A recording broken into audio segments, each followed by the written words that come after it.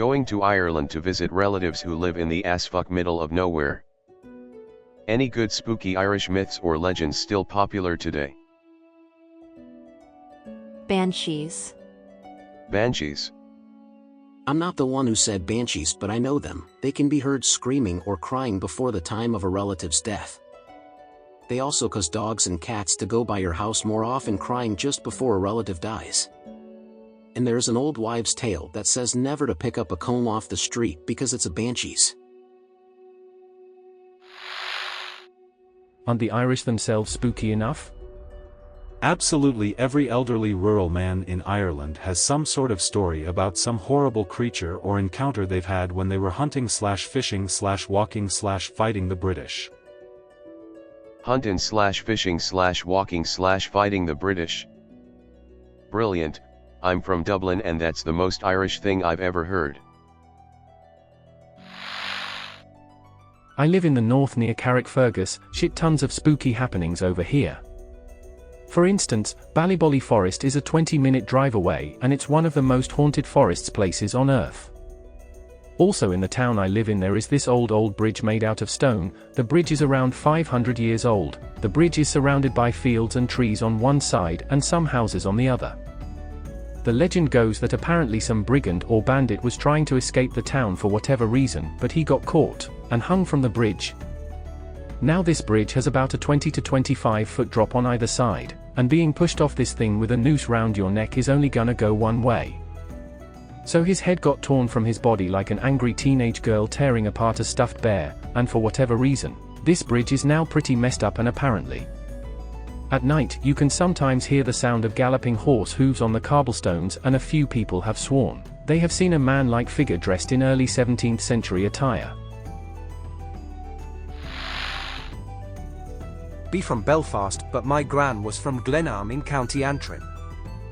Wealthy family used to stay in Glenarm Castle a lot when she was kids, cause of family and stuff. When I was a kid I asked her about any spooky shit that happened in her life, and she told me that once her sister used to be a really good violinist and used to practice every day in front of a set of mirrors to make sure she had good posture. And one day when they were staying in the castle for a few nights, her sister, my great aunt, wanted to practice, so she set up her mirrors and played.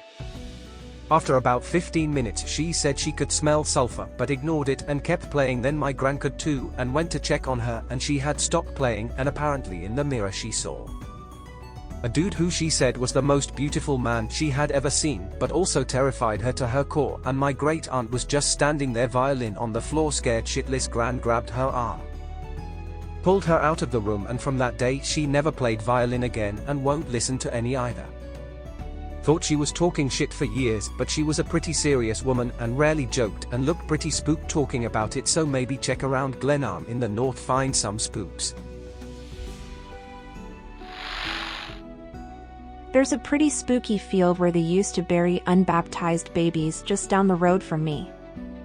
It's pretty creepy, just a flat field with loads of small bumps in it. There's a monument in the center that was erected by the local council, claims this was a thing going back centuries. None of the creepy fuckers in this backward town acknowledge it's there. Sometimes I get the feeling that the practice was going on a lot more recently than I would like to think. There's the real X side of Ireland.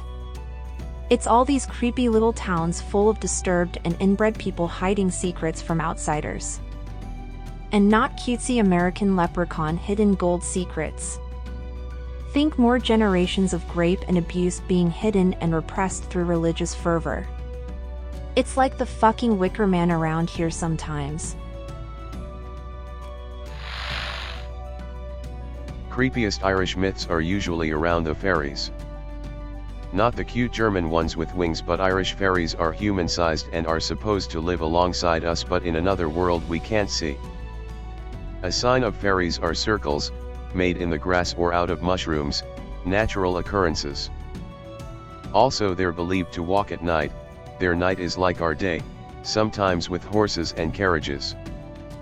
There's precautions Irish people used to take in order to not piss the fairies off, like before you could build a house, you had to make sure it wasn't obstructing a fairy path. Also you're not supposed to go out late at night, especially if you're a young boy or pregnant woman. Changelings are a big Irish belief.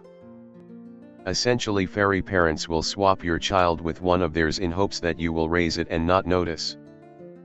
I've been told in class that the way to tell if a child is a changeling, you have to set a stick on fire and run towards it, the changeling will leap out the door. I assume loads of kids were convicted of being changelings then. A story I was told was of a young woman who had a talent for seeing fairies through one eye. Once, at a fair, she spoke to a man and he asked, "Can you see me?" And when she replied yes, he dug his finger into her eye and pulled it out and said something to the effect of, "Well, you won't anymore." Fairies are supposed to prefer kidnapping boys, so parents used to dress their boys as girls until puberty to protect them. Also, pregnant women had to take special precautions like wearing their husband's coat when going out alone was supposed to protect them, and putting a walking stick over the crib to protect the baby. But the most famous type of fairy is the banshee. In the old days, when someone died at war, a woman would call to the house of the family and cry for them. Professional crying was a huge tradition in Ireland. You could hire someone to cry for a dead relative. She does this but instead predicts the death of someone in the house by crying before they die. She's only supposed to cry for people with Irish surnames. I've also been told that if you see a comb, to never pick it up in case it's a banshee's comb. If you do, she'll come to your house at night knocking on the door for her comb. I study this shit, so if you want more, let me know. More Plaza. Most of them are in Irish, but there's the virtual reality of Irish fairy legend by Angela Bourke, famous Irish author, great book, and The Good People by Peter Narvaez in English. Here's some videos about creepy things happening in a shopping centre in Dublin City. The centre was built on the site of a previous hospital and apparently tombstones were disturbed. Also, Tallaght, as mentioned above in the thread, is a modern word for its older Irish name which meant plague pit, suggesting it was built on a mass grave. People have told me that there's all kinds of sightings of orbs at night and giant black dogs with glowing red eyes just casually roaming quiet roads. Not to mention it's near the Hellfire Club, which supposedly hosted a lot of satanic activity. But honestly, I think it's just because it was built far from everyone else on a mountain, and anyone who dares not to take part in Irish society in small towns is generally considered insane. It's a nice little walk during the day. Irish people are also extremely superstitious. The first of anything made was considered dirty, and had to be offered to the fairies, for example the first few drops of milk or poison, as a good relationship with the fairies was crucial. If something bad happened, it's because you pissed off the fairies.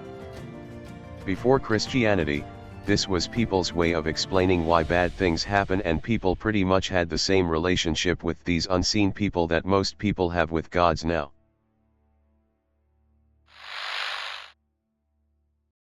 Yes. Find end of rainbow. Catch that leprechaun. Cut off his balls. Create fire under pot of gold, melt gold until liquid. Crush leprechaun's balls in and mix. Stir 6 times counterclockwise, then 6 times clockwise.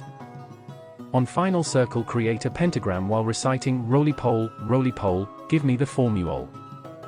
Be careful though, shit goes hard. I tried that once, little fucker got away. Because it's ravioli, not roly-poly, fucking shit. OP, little people are a real phenomenon, they stay pretty far out in the middle of nowhere. Maybe you could look for some. I know it's kinda a joke to most people, but a lot of people believe in the wee folk. No idea how to find them, maybe ask around there. They live underground. The fairy myth started when the Tuatha De Danann, or however you spell it, rode into Ireland and drove the previous occupants, the Fomorial, underground with superior iron weapons. There probably was another people living in Ireland before the Celts arrived, and then the myth goes that the Tuatha De Danann were driven underground themselves by later invaders. The we folk of today are the descendants of the Celtic gods of yore. I remember reading somewhere that the origin for the word leprechaun is a derivative of Luf Lam Fada, or Luf of the Long Hand, who was a pretty important god. That is remembered today as a jolly little guy who hides pots of gold at the end of rainbows is kind of fucked, Desu, but hey, that's how it goes. Source: I read a book once. Louthfog here. Every single back road has a ghost on it. I have a couple regional folk stories I've heard from older people and ones I dug up from the folklore archive the Gov did in the 30s. A farm laborer named Peter Flynn had spent the evening at his neighbor's house, this being the countryside. His neighbor probably lived a good mile or two away. By the time he left, it was already a dark 10 p.m., lit only by the moon. Passing by the local graveyard, he heard the heavy rhythmic footsteps of an entire crowd of people emanating from the darkness ahead. Passing only 50 feet from the headstones, he spotted a procession of ghastly women carrying a coffin behind their leader. Surely soaked in his own piss, Peter looked on as they began to pass him and head towards the graveyard. The leader of the line said, "Whose turn is it next?" and the crowd responded in unison, "Peter Flynn." He fell prostrate and made the sign of the cross. The coffin brushed off a blackberry bush and the women vanished, never to be seen of again. Peter carried his arse right on home. The blackberry bush withered and died rapidly after that, with no natural explanation. This story can be found, with a few minor differences, in Spain where it's known as the Santa Campana. What I find interesting about this version from a rural Irish village in the 30s is that the procession is specified as being entirely made up of women, which brings the Beansid/Banshee to mind. And that they seem to be unholy, considering that Peter blessing himself seems to cause them to vanish. It also suggests that the original leader of the Irish ghouls is spectral, whereas the leader of the Spanish lot is mortal, being cursed to lead the pack in a state of somnambulism. I'm sure the same tale is all over the country, with different local names and twists, but it's always interesting to hear it from your own turf. Very close to where I live is a place called Barmeath Castle. I did a short history documentary on it in college that should come up if you search it on YouTube. But when I was a teenager, me and my friends used to be freaked out by this road, it's usually much creepier, that ran alongside it. Not that you'd ever know there was a castle beyond the trees if you never told. There was an old witch house on the road that would scare the shite of us, but you'd go in the show how big your balls were. Eventually we all just manned up and realized we were being a bit childish, that it was just a normal road. But then, while I was making the documentary and talking to the lord of the castle, I was going over a hand-drawn map to find out what was what on his property, and the road was called Headless Horseman Lane. I asked why. He told me this. Back during the Battle of the Boyne, 1690, the men of the castle were all called to arms to fight in the Jacobite/pro-Catholic forces. The men strapped themselves to their old-timey saddles and rode off to the battle in the morning, leaving the women of the castle behind. All day the women listened out to the distant echoes of cannon, shaken and afraid, left bewildered by the lack of news from the front line. Were the husbands and sons still alive? Which side was winning? Would there be a truce? Night fell and the dread was as heavy as ever. The silence was deafening. Until, at last, they heard hooves running up this road and into the stables out back. They all ran out, finally relieved to know the result. But when they reached the barn, all they saw was a frightened horse, with nothing more than the bloody remains of a man's lower body and legs still strapped to the saddle. His top half had been blasted clean off by cannon, the horse left to flee. They had lost. And they say, you can still hear the sound of the hooves on that road at night.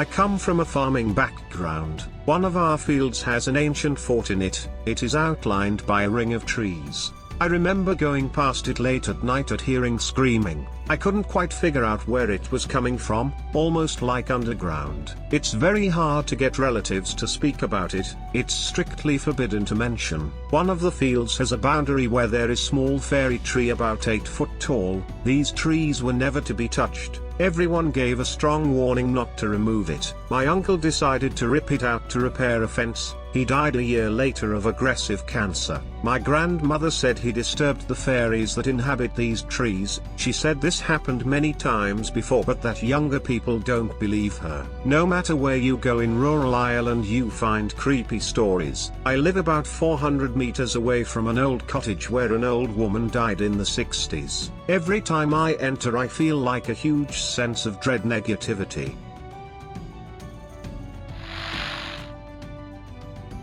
I live in the middle of nowhere. There's a house up from us and every day and night it is pitch black.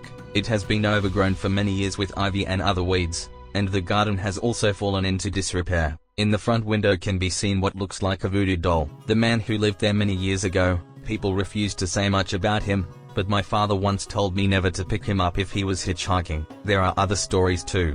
Horse hooves and cartwheels can sometimes be heard at night, even though such a mode of transport hasn't been used here in around 100 years. I've seen floodlights in the distance that to this day remain untraceable. A healer lived near us years ago, and we were brought to her as children and given a protective drink. I don't know if it had any effect at all, but she cured many ailments. She had very extensive knowledge of the healing properties of local flora.